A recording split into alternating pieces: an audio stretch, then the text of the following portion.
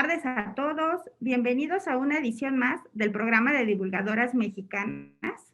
El día de hoy nos acompaña una supermujer, amante de la ciencia, la tecnología y la innovación. Ella es la doctora Adela Rendón. Bienvenida, doctora. Muchísimas gracias por aceptar nuestra invitación y estar el día de hoy con nosotros. Muchas gracias. Gracias por invitarme. Bueno, antes de iniciar a leer un poco de toda la trayectoria de la doctora, les recuerdo que al final vamos a tener un espacio de preguntas para que en el área del chat ustedes nos las vayan escribiendo y al final las vamos leyendo y contestando. La doctora Adela Rendón Ramírez es investigadora docente con un doctorado en bioquímica. Tiene 2 postdoctorados, uno en biofísica de membranas y el otro en cristalografía de proteínas, ambos en la unidad de biofísica de la Universidad del País Vasco en España. Nació en la ciudad de Jalapa e hizo sus estudios de pregrado en la Universidad Veracruzana, donde obtuvo el grado de químico clínico. La maestría y el doctorado lo realizó en el Departamento de Bioquímica del CINVESTAB del IPN. Su trabajo científico se centra en identificar los mecanismos bioquímicos y moleculares que suceden durante el consumo de alcohol en jóvenes, en particular en los factores a nivel de estrés oxidativo, radicales libres y mecanismos antioxidantes. Actualmente ocupa el cargo de director del Diplomado en Química Forense dentro de la Sociedad Mexicana Forense y es director docente en la empresa Docencia Personalizada, microempresa de servicios educativos en España. La doctora Rendón participa desde hace algunos años activamente en el desarrollo académico de los jóvenes en México, a través del programa Adopta una Prepa, del cual ella es coautora. En este programa se fomenta la transmisión de conocimientos de nuestros compatriotas mexicanos en el exterior, desde su expertise y de manera altruista a nuestros jóvenes en México.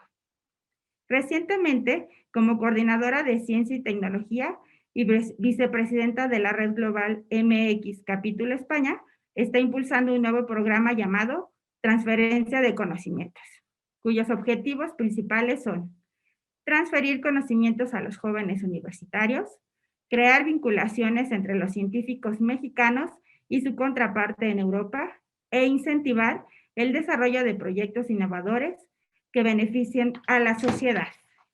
Los dejo con la doctora Adela para que nos imparta su charla que tiene por nombre De la química de la vida al daño oxidativo. Adelante, doctora. Muchísimas gracias. Pues un placer estar con ustedes aquí. Realmente me es muy grato poder estar con ustedes. Voy a compartir mi pantalla. Creo que ya se está compartiendo. Voy a mover un poquito esto para acá, para ver si se ve mejor. Bueno, pues antes que nada, gracias. Gracias a CIDNOVA, a Divulgadoras Mexicanas por haberme invitado. Es una oportunidad maravillosa para hablar un poco acerca, pues, de lo que hemos estado haciendo en estos años. Como pueden ver, yo pertenezco a la Red Global MX Capítulo España y bueno, estoy feliz de poder estar con ustedes. Gracias por haberme invitado. Y bueno, quiero un poco acerca de mi vida académica y personal, pero solo un poco, no se preocupen, se puede publicar todo esto. Bueno, pues esta niña que ven aquí, yo tenía allí 5 años. Como pueden ver, bueno, nuestros orígenes pues son bastante humildes y precarios, pero siempre teníamos muchas inquietudes, y digo teníamos porque era yo y mi hermana, que éramos unas niñas muy inquietas, pero yo era exageradamente inquieta, quería probar todo en la vida, todo lo que pasaba en mis manos. Bueno, con decirles que un día llegué a preparar, según yo, cremas, y claro, imagínense aquello, entre talco, cremas y todo, quería hacer experimentos y ver por qué sucedían las cosas. Todo esto hubiera sido inquietudes de niño hasta que llegó 1986, cuando estaba yo terminando el bachillerato y en el último año, la primera vez que pongo un nombre aquí, que es el biólogo Gabriel Alejo, que en paz descanse, pero que para mí fue como la pauta a seguir. Resulta que había estudiado con mis tíos y con mi padre en la universidad y se conocían de alguna manera. El caso es de que cuando supo que yo me llamaba Adela Rendón, me la sentenció ese día y me dijo, a partir de ahora, Adela, me daba la materia de bioquímica, voy a preguntarte todos los días lo que hemos visto en la clase anterior. Y entonces todos los días llegaba el profesor a preguntarme, ¿qué es la célula? ¿Qué es la mitocondria? ¿Qué son los organelos? Y claro, me tenía tan agobiada que yo solo pensaba en bioquímica y vivía solo para bioquímica. Y la gran pauta de todo esto es darme cuenta de todo lo que me gustó la bioquímica en ese momento. Pasaron los años y bueno, ingresé a la universidad y estando en la universidad me surgió la oportunidad de viajar a la Unión Soviética. Fíjense, antes se llamaba Unión Soviética, estoy hablando de 1988. Y bueno, pues vino la oportunidad de estudiar química en la Universidad de Bielorrusia, la Universidad del gobierno bielorruso. Estos son mis compañeros, fíjense, aquí estoy yo. Aunque no lo crean, esa soy yo, cuando tenía 20 años, me quise. Entonces, en esos momentos yo estaba feliz, iba a salir de la Unión Soviética, iba a ser químico, imagínense, de la Unión Soviética.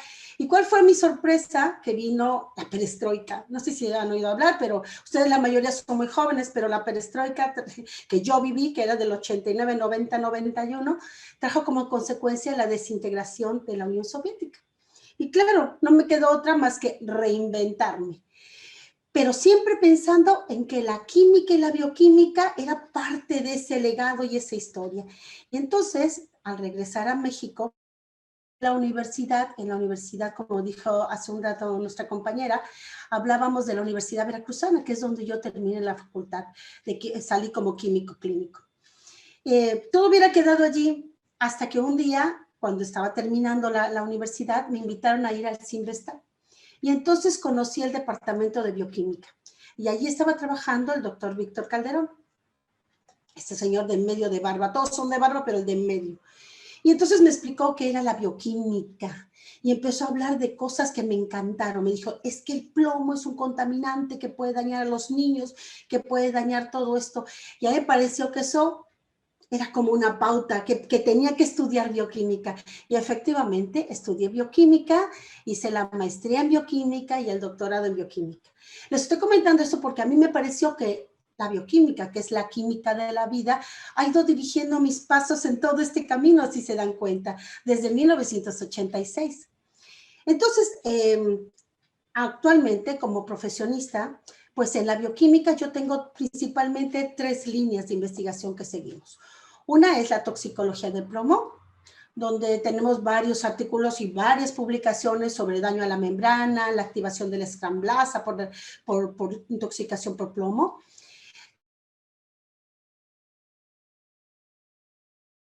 Hemos visto cómo interaccionaban con el plomo, cómo podían inducirse por el plomo, cuáles podrían ser sus mecanismos antioxidantes, cómo podrían verse disminuidos o incrementados ante la presencia de antioxidantes. Quizá todo esto que les estoy hablando parece chino, pero ahora les voy a hablar más al respecto. Como pueden darse cuenta, a mí el tema de radicales libres me parece muy interesante. Tan interesante que no solamente lo apliqué al plomo, sino también al alcoholismo. Y evaluamos entonces la predisposición al daño al ADN, daño a nivel neurológico, marcadores biológicos, daño oxidativo, etcétera.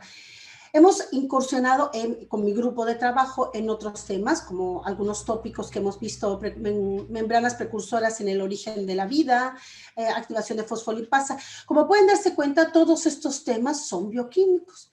Pero mi charla se va a centrar principalmente en hablarles acerca de los radicales libres. Y bueno, ¿por qué no comenzar con el inicio de los tiempos? Siempre que se habla de radicales libres tenemos que hablar del oxígeno. ¿Y por qué no hablar en esta imagen que tienen ustedes a su derecha? Pueden ver una escala, en la escala de millones de años que ha sufrido la Tierra sobre el origen del ser humano. Si se dan cuenta, no es, al principio, por supuesto, era una atmósfera en la cual no había oxígeno y no es hasta 2500 años antes de la formación del origen del humano, cuando empiezan a producirse todas las atmósferas en oxígeno, como pueden darse cuenta.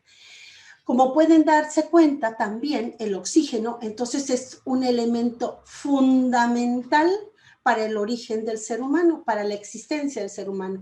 Pero si el oxígeno es tan bueno, está presente en la atmósfera terrestre en un 21% y en el cuerpo humano en un 25%, entonces se pueden dar cuenta que el oxígeno es una necesidad vital y fundamental para que el hombre pueda existir.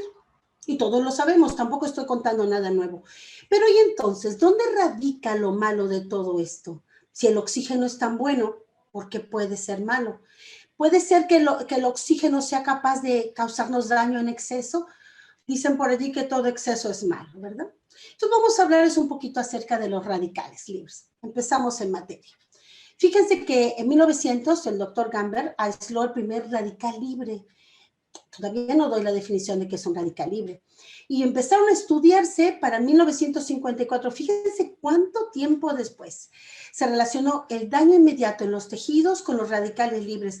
O sea, primero los descubrieron, los caracterizaron y medio siglo después se dieron cuenta de que podía causar daño en el organismo. Había dos científicos norteamericanos, Hersman y Hilbert, quienes descubren que la ceguera de bebés, por ejemplo, prematura, eran causados por el oxígeno cuando se suministraba mayor al 21% en las incubadoras. Por tanto, importantísimo.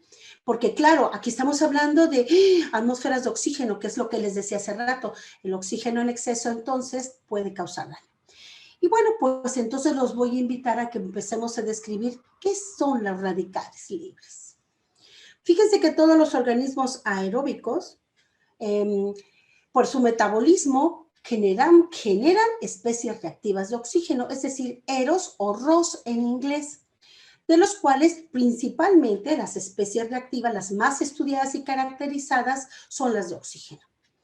Bueno, pero ¿qué son los radicales libres? Fíjense que los radicales libres no son más que tenemos elementos que tienen un electrón desapareado, como está aquí en la imagen, y que en algún momento dado roba otro elemento, un electrón, y lo estabiliza. Entonces, especies químicas con uno o más electrón no apareado, con tendencia a aparearse, y me van a decir, pero ¿y entonces cuál es la diferencia con los iones? Pues que además de ser altamente reactivos, tienen una vida media de nanosegundos, de milisegundos, nanosegundos, ¿verdad? Máximo. Por lo tanto, son muy inestables. Entonces, como pueden darse cuenta, tienen una diferencia entre la cantidad de protones y de electrones. No olvidemos que en el núcleo de los elementos tenemos protones y neutrones, mientras que alrededor, en las órbitas o en los sitios donde se pueden encontrar los electrones, son precisamente estos aros que se ven alrededor. Vale. Entonces, los radicales libres propician reacciones en la cadena respiratoria. Si recuerda, la célula tiene núcleo, pero también tiene mitocondrias. Y dentro de las mitocondrias existen unas pequeñas crestas.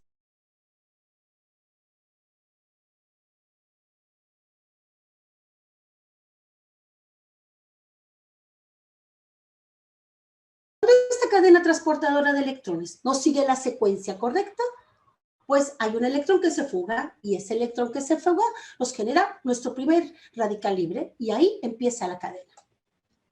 ¿Cuál es el problema de los radicales libres? Pues que pueden producir daño tisular. Aumentan el envejecimiento y bueno, algunas características, me gustó esta gráfica que es muy, muy didáctica, pueden darse cuenta que la luz ultravioleta, el propio metabolismo, como pueden ver aquí, ¿verdad?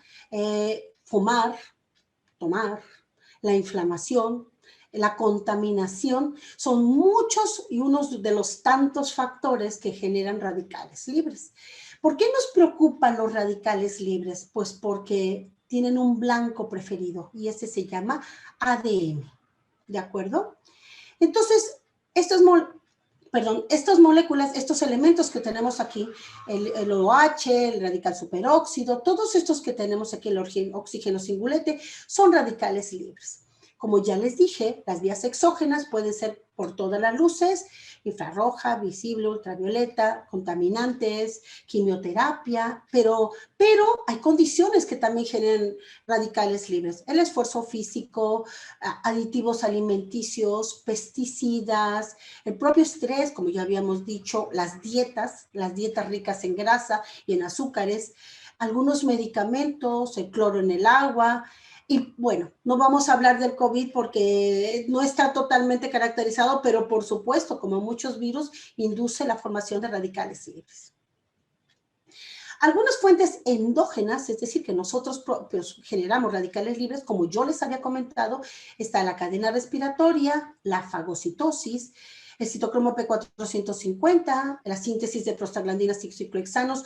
Todos ellos son, junto con reacciones no enzimáticas de oxígeno, todos ellos son fuentes endógenas, es decir, que dentro de la célula, bajo condiciones normales, induce la generación de radicales libres. ¿De acuerdo? Y entonces los voy a invitar a llevarlos un poquito más hacia la bioquímica, hacia la química de la vida, hasta el daño oxidativo. ¿Y cómo se genera esto? Voy a ver si puedo rayar aquí sobre estos. Aquí tenemos el oxígeno, que como yo les había comentado, se incorpora a la cadena respiratoria que está en la membrana interna de la mitocondria, que cuando se fugan electrones pueden generar el radical superóxido. Este radical superóxido, en presencia de unas enzimas, por ejemplo, la superóxido dismutasa, es capaz de generarnos otra molécula que se llama peróxido de hidrógeno, o que ustedes conocen en la calle, la mayoría como yo, que es agua oxigenada. Esta agua oxigenada dentro de la célula, fíjense que se puede convertir por medio de una enzima que se llama catalasa en agua, o por medio del hierro, que a veces está libre, en algo tremendo que se llama radical hidroxilo. ¿Por qué nos preocupa tanto el radical hidroxilo? Pues porque su molécula preferida es el ADN. Entonces, desde este momento les dejo dicho aquí. El radical hidroxilo nos preocupa muchísimo. El superóxido, el peróxido de hidrógeno, que no es un radical, pero que es una especie reactiva de oxígeno, todos ellos nos preocupan muchísimo porque a través, por ejemplo, de la reacción de Haber-Weiss, podemos generar radical hidroxilo que puede atacarnos no solamente al ADN, sino a los propios lípidos que tenemos en la membrana. Existen otro tipo de radicales, no solamente están los de oxígeno, sino también están los de nitrógeno, que también pueden inducirnos la formación de radical hidroxilo, que como ya les dije, pues a nosotros nos preocupa muchísimo por el daño que puede causar. ¿Cuáles son las principales moléculas entonces que se forman? Como ya les dije, tenemos al radical superóxido, al radical hidroxilo, al radical nitrilo, al peróxido de hidrógeno, que no es un radical, que es una especie reactiva de oxígeno, a nuestro oxígeno singulete y otros más, radical peroxilo, tiolo, peronitrilo. Pues, además de esto, nosotros tenemos a las biomoléculas. ¿Cuáles biomoléculas? Las que todos conocemos de toda la vida. Los carbohidratos, los lípidos y las proteínas, junto con los ácidos nucleicos, fíjense que pueden ser susceptibles de ataques de los radicales libres. ¿De acuerdo? ¿Y cómo lo podemos ver? ¿Cómo podemos identificar que está sufriendo eso? Bueno, pues nosotros sabemos, por ejemplo, que cuando los lípidos son dañados, van a atacar los radicales libres a los poliinsaturados, es decir, a los lípidos que tienen doble enlace. Entonces, a todos esos ácidos grasos que tienen doble enlace son los preferidos, los sitios preferidos donde van a atacar los radicales libres. ¿Por qué? Porque hay un exceso de electrones y ellos lo que quieren son estabilizarse, capturar un electrón más. Entonces, dentro de las moléculas, cuando se oxidan los lípidos que se forman, tenemos al famoso malondialdehído, que es un indicador de que estamos sufriendo un daño oxidativo, pero específicamente en los lípidos. Existen otra biomolécula, como es las proteínas, que pueden ser modificadas en su grupo amino, pueden producir daño o fractura de la cadena peptídica, entrecruzamiento, la formación de polímeros entrecruzados, alteración, pues claro, si cambiamos un aminoácido, cambiamos la conformación y por lo tanto perdemos la actividad de la enzima, como todos sabemos. Y puede haber hasta cambios inmunogénicos, ¿verdad? Que eso es importante. Por otro lado, y la molécula que más nos preocupa siempre es el daño al DNA. ¿Qué puede hacer? Pues fíjense lo terrible, puede interaccionar, ¿se acuerdan que la molécula del ADN es una doble hélice? Pues, ¿qué les parece si se mete dentro de la doble hélice y abre la doble hélice, generando crosslinking o entrecruzamientos, bases modificadas, pérdidas de algunas bases púricas, pirimídicas, etcétera? ¿Y cómo lo evaluamos? Pues con el 8-hidroxideoxiguanosina. Entonces, estos marcadores que yo les estoy...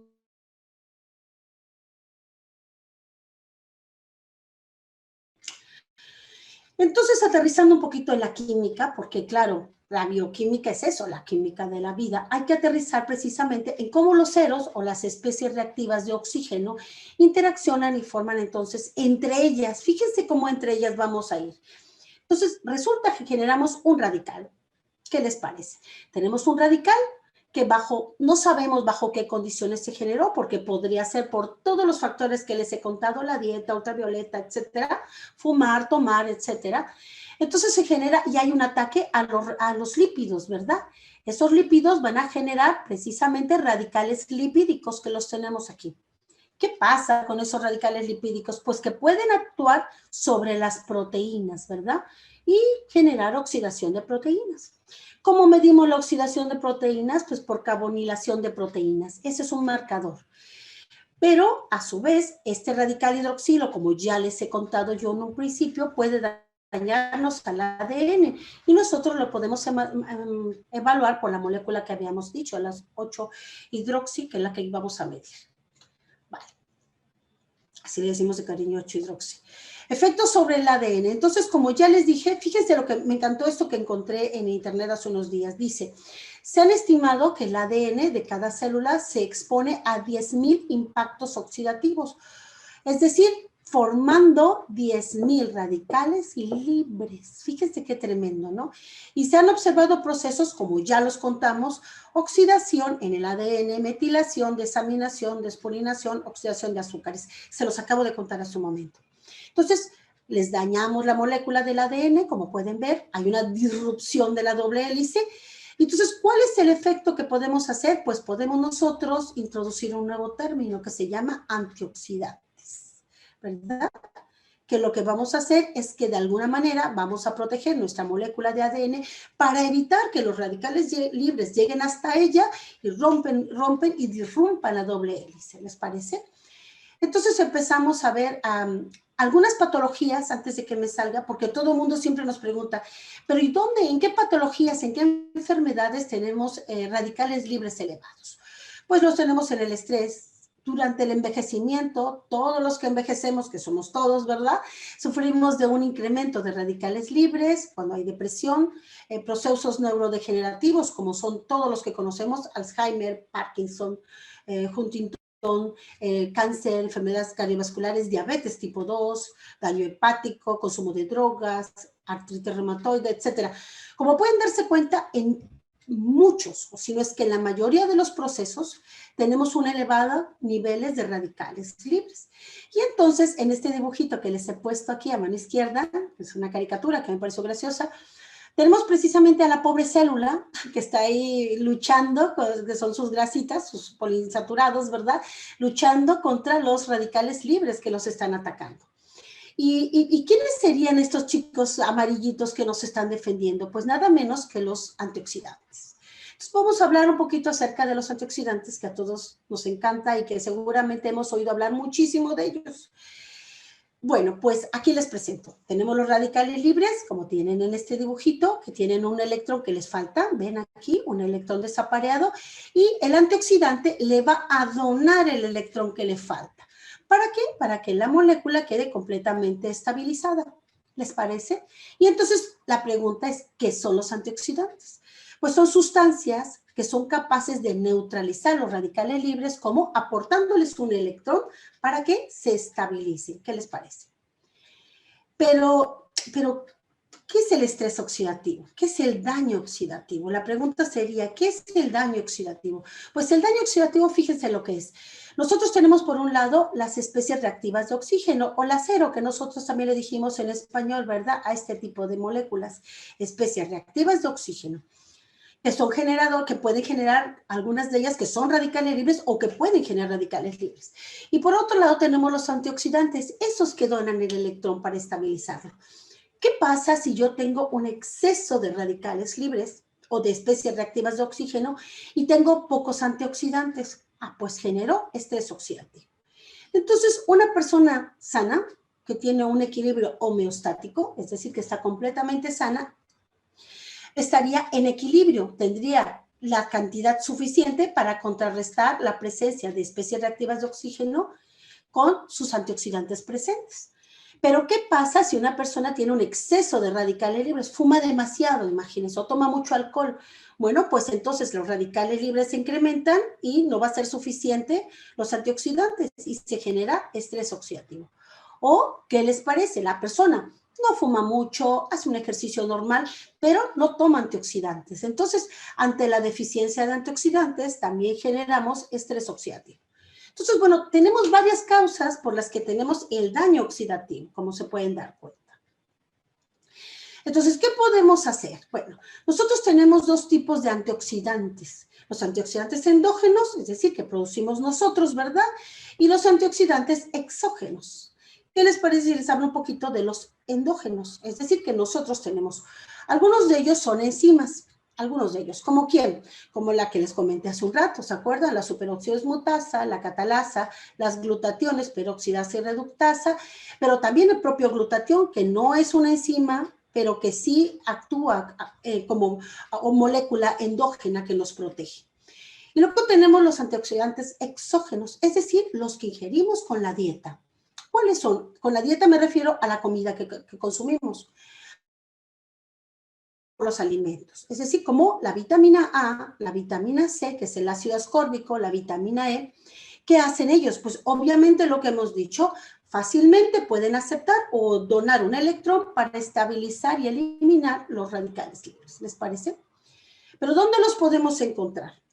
Vamos a ir hacia una dieta sana, una dieta balanceada. ¿Cómo sería para encontrarlo? Pues fíjense que la vitamina A, por ejemplo, que es muy importante para evitar los daños en la vista o en los huesos, se encuentra en todos estos alimentos, hígado, pescado, leche, zanahoria, etc. La vitamina C, por ejemplo, se necesita para producir colágeno, el de la piel, ¿verdad? Reparación de crecimiento de células de tejidos, encías, huesos, dientes, para metabolizar la grasa y el colesterol, sobre todo. Fíjense qué importante la vitamina C, y la encontramos casi en todos los cítricos, ¿verdad? Naranja, toronja, guayaba, fresa, la coliflor, que a algunos nos gusta, el tomate verde, el melón, etcétera, el kiwi. Esos serían algunos de los antioxidantes. Otro de los antioxidantes es la vitamina E, que es la más famosa, dicen que es de los mejores antioxidantes. Bueno, pues la vitamina E también se le conoce como tocoferol. ¿Por qué es importante? Porque mantiene la integridad de la membrana celular. Claro, fíjense lo interesante de la vitamina E. La vitamina E es un antioxidante lipídico. Entonces, cuando yo les digo que es lipídico, pues tiene la facilidad y la capacidad de ayudar a la capa lipídica de nuestras membranas de las células, ¿verdad? Para evitar que los ataquen los radicales libres. Entonces, bueno, pues eso es lo que queremos al final de todo, ¿verdad? Previene y disuelve coágulos sanguíneos, ayuda a la cicatrización y retrasa el envejecimiento, que eso nos gusta a la mayoría. ¿Dónde lo podemos encontrar? En el aguacate, en el brócoli, ciruela, zanahoria, espinacas, etc. En todos estos alimentos podemos encontrar la vitamina E sin haber necesidad de meternos un suplemento de vitamínico, ¿les parece? Otros de los elementos que les dije que no solamente eran vitaminas, tenemos al selenio, por ejemplo, que es importantísimo, que ayuda a las enzimas que están dentro del organismo para regular todo esto. Se encuentra en la carne, en el pescado, etcétera. Y al zinc, fíjense que ayuda vital para el crecimiento, regula los desarrollos sexuales, el epidérmico, y necesario para la reproducir insulina, por ejemplo, también. Entonces, miren qué importante es el zinc. Lo podemos encontrar en las carnes, en los mariscos, huevos, legumbre, etc. Entonces, como pueden ver, y voy a poner esta porque me encanta, los antioxidantes van a defendernos de alguna manera, ¿verdad?, ante la presencia de radicales libres. Entonces surgiría la pregunta, entonces, entre más antioxidantes tome, ¿mayor beneficio voy a tener? No. No, la respuesta es no.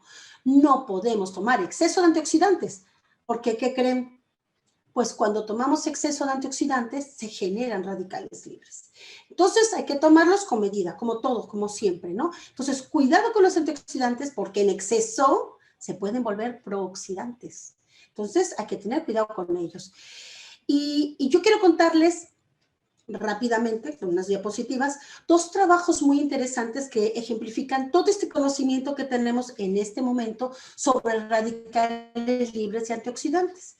Fíjense que hace algunos años nosotros publicamos uno de los artículos que más me gustan, tenemos varios, pero este es uno de los que más me gustan, el efecto de la vitamina E y C como suplemento al daño oxidativo en personas ocupacionalmente expuestas a plomo. Y este trabajo fue muy interesante porque hicimos en una fábrica de reciclaje de acumuladores en Guanajuato y evaluamos cómo estaban las personas, cómo estaban dañadas, si tenían daño oxidativo y luego, si nosotros les dábamos antioxidantes, cómo se veían beneficiados. Entonces, bueno, aquí están algunos de los resultados que nosotros obtuvimos. Les medimos todas las enzimas, como se pueden dar cuenta, las concentraciones de las vitaminas, el TBARS, que no es otra cosa que es el MDA, que es el daño a lípidos, ¿verdad? Y observamos algunas modificaciones, ¿eh? Como pueden darse cuenta, ¿verdad? Entonces, estos eran la población expuesta a plomo y esta era la población no expuesta a plomo. Y entonces observamos cómo podían verse sus actividades inicialmente y cómo se podía haber modificado después de que les dábamos el tratamiento con antioxidantes.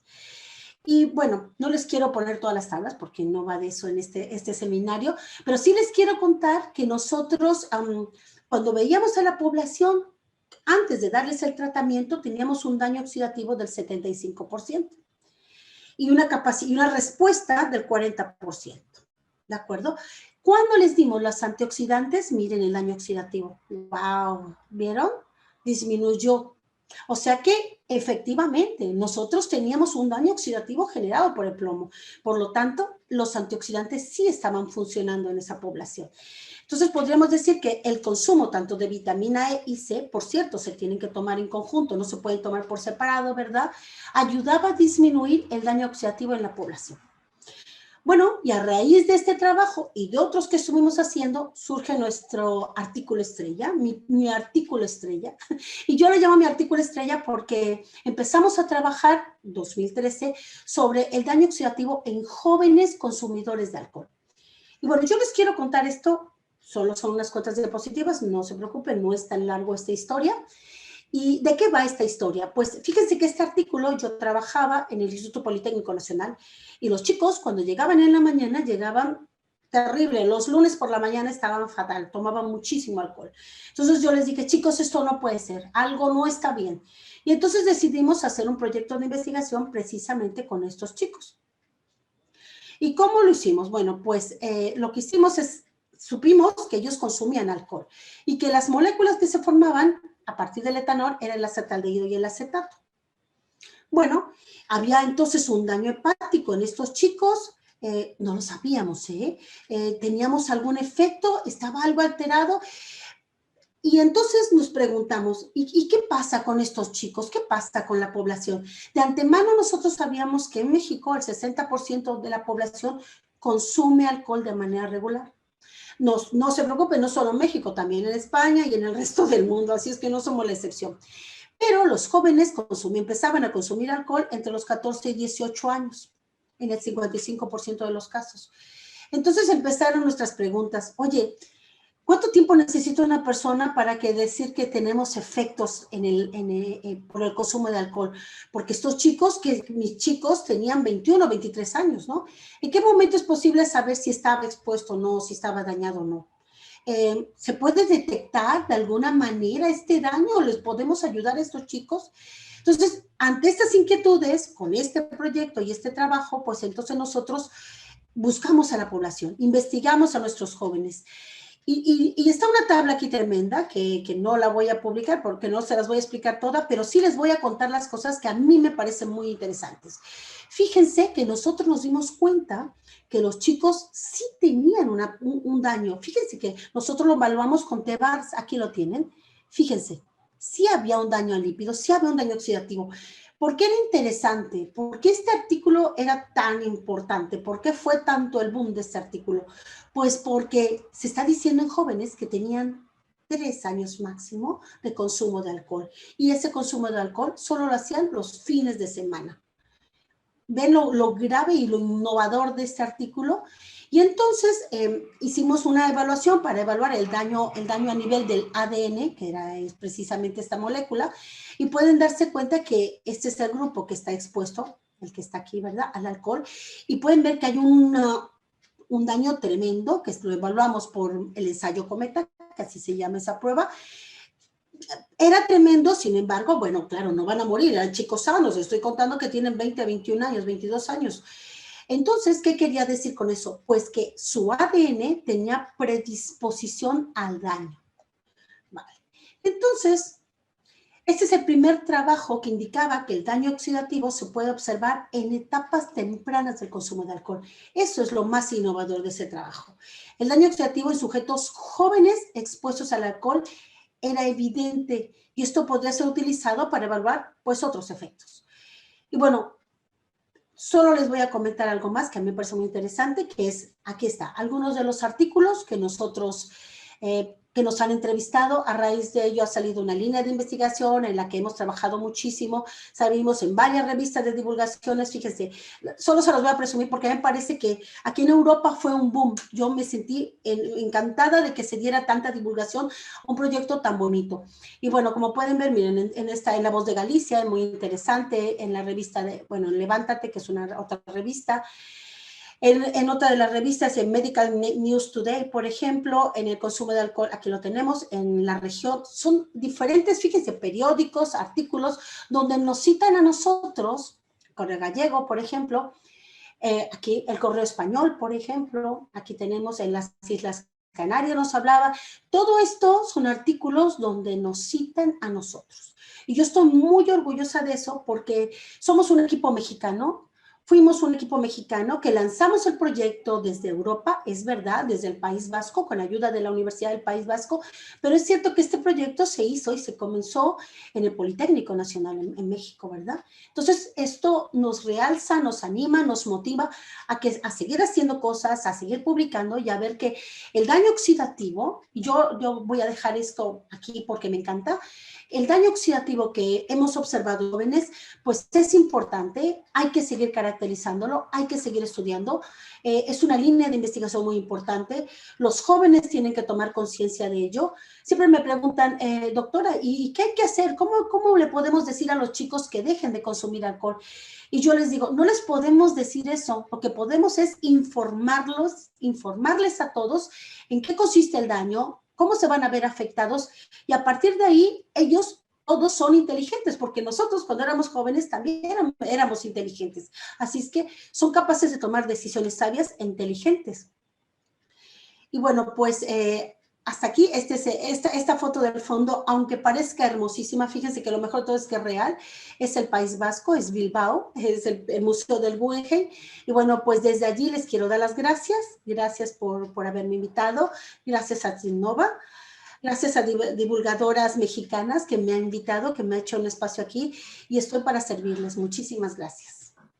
Al contrario, doctora, a usted muchísimas gracias por esta tan interesante plática que, pues bueno, ha despertado ya algunas dudas e inquietudes y, por supuesto, felicitaciones.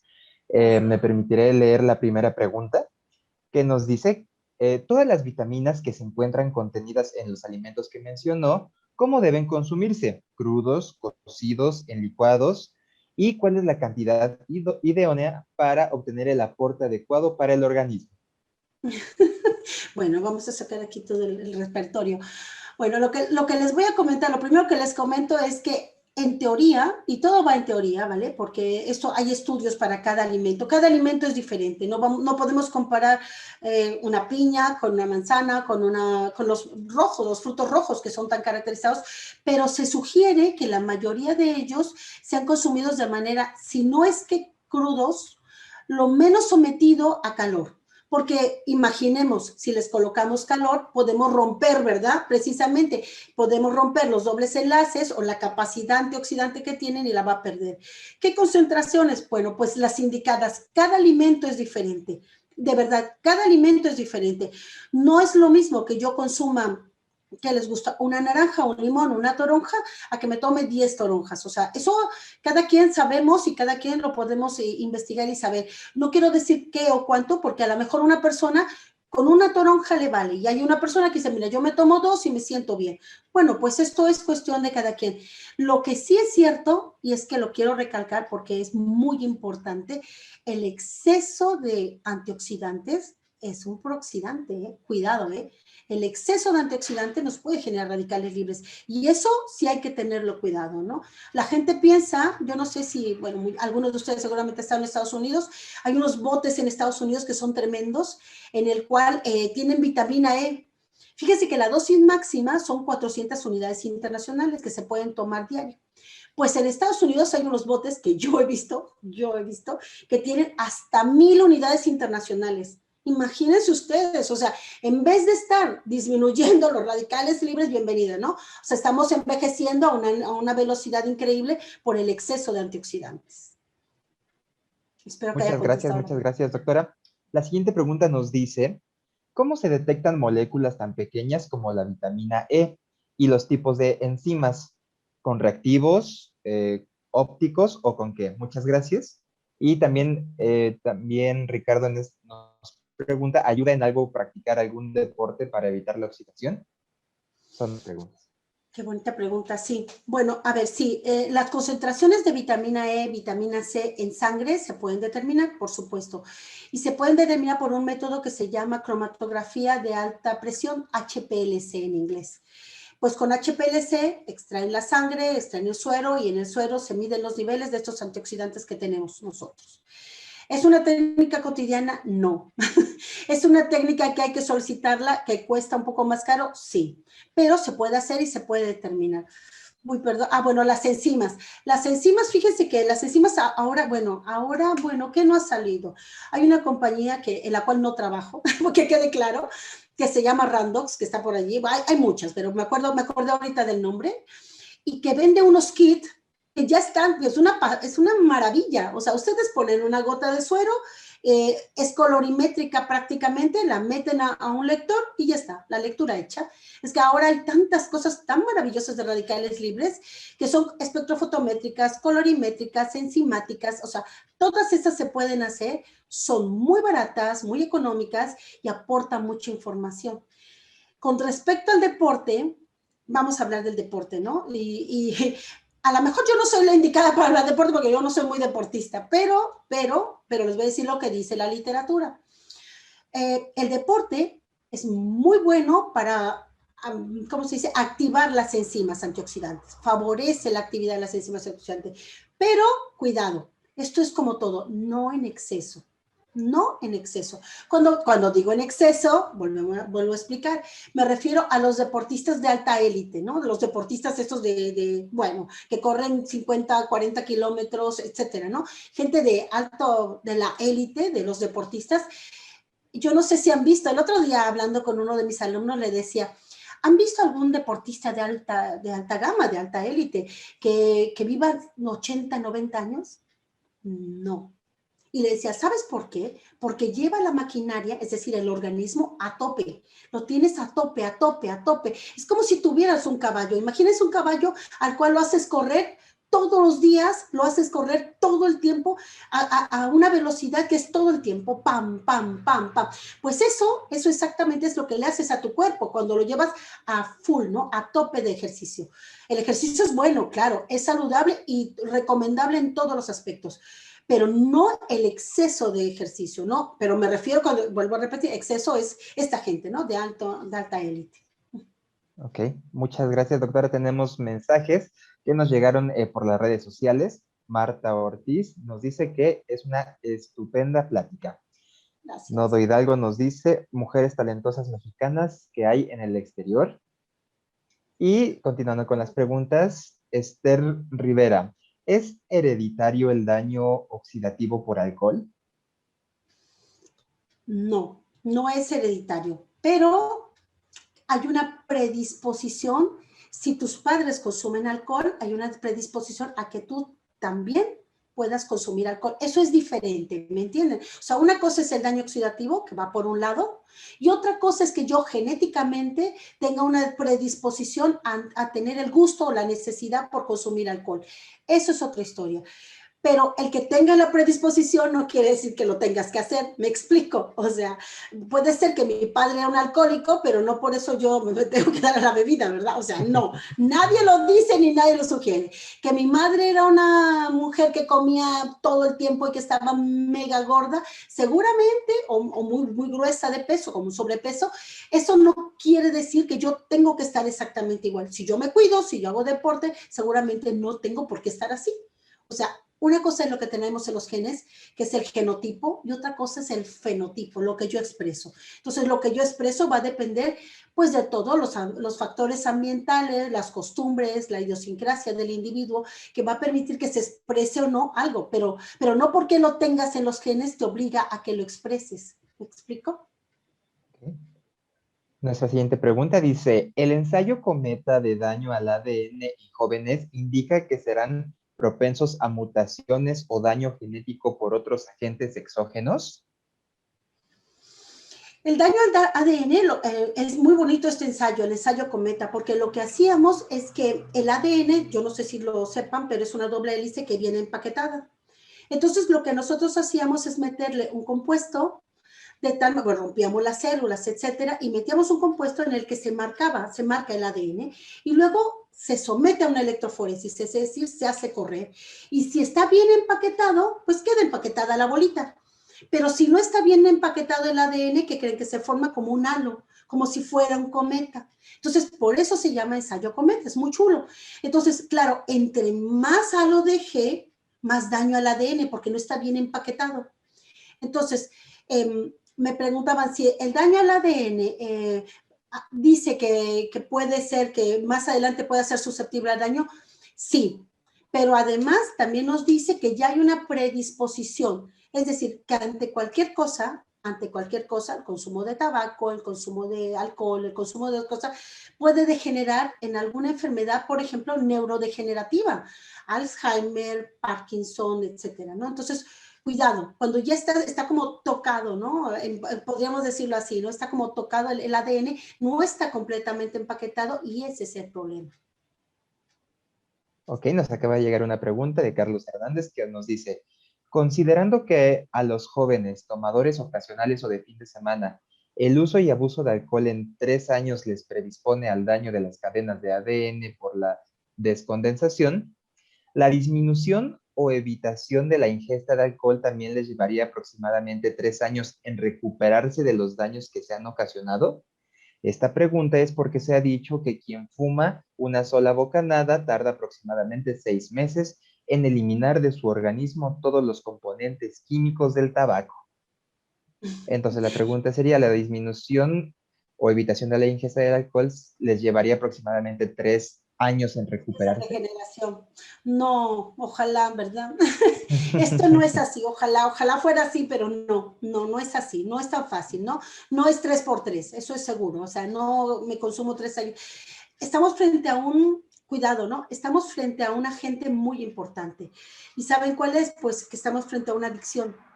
El alcohol es otra cosa, ¿no? O sea, cuidado con el alcohol, ¿no? El alcohol, a ver, no quiero hablar tan mal de él porque también es cierto que existen los polifenoles, que está en el vino tinto, pero es en menor proporción, ¿de acuerdo? Pero el alcohol como molécula de alcohol, si el daño oxidativo crea una adicción. Entonces, el problema de esto no es solamente que si yo dejo de tomar y ya, nunca más se va a generar radicales libres. No, el daño está. Seguramente vamos a dar el beneficio de la duda que en unos 10 o 15 años, si la persona se cuida y deja de consumir alcohol, seguramente el ADN puede regenerarse. ¿Por qué no? Vamos a pensar que puede suceder, pero hay que tener cuidado con las adicciones porque el alcohol es una molécula adictiva, entonces hay que tener cuidado con ello. Muchas gracias, doctora. Pues parece que de preguntas y comentarios han sido todos. De todas maneras, pues queda posteriormente su correo y su teléfono de contacto y otras medidas. Muchas gracias, doctora. Cedemos la palabra a la maestra Renata Hernández. Doctora, yo tengo una pregunta. aprovechando el espacio. Por favor.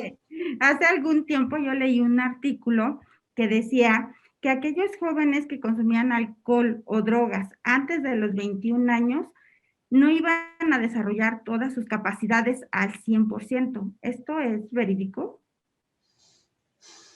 Pues depende del daño, ¿no? De qué tan severo sea el daño. Depende del daño, ¿no? Entonces, es verdad, imagínense que hay un daño severo. En nosotros, estos chicos, solo había predisposición. Yo no digo que hay un daño oxidativo. De hecho, cuando manejo la palabra, sí se dieron cuenta que dije predisposición al daño, ¿no? Porque no es correcto decir que hay un daño oxidativo, no lo hay. Hay una predisposición al daño.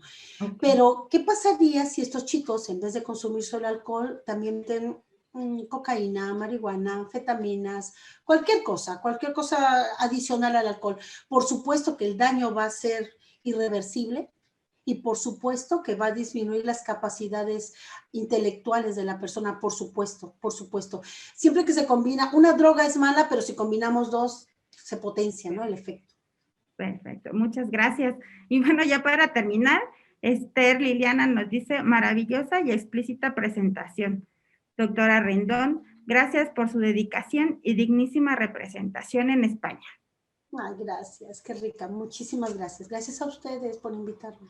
Y yo tengo dos peticiones, que si nos podría compartir su presentación y su artículo para que lo podamos subir en la página de Divulgadoras Mexicanas y ahí todos podamos consultarlo en el momento que queramos. Encantada, encantada. Cuente con ello. Pues muchas gracias, doctora, y muchas gracias a todos quienes nos acompañaron el día de hoy. Les platico que el próximo martes no tendremos Divulgadoras Mexicanas porque pues varios de ustedes van a tener vacaciones, pero nos veríamos el martes 6 de abril. Va a estar con nosotros la maestra Julieta Fierro. Muchos de ustedes la conocen, ella es igual una gran divulgadora mexicana, así que no se les olvide registrarse. Que tengan una excelente tarde. Nos vemos pronto. Gracias, un abrazo. Igualmente, gracias, doctora.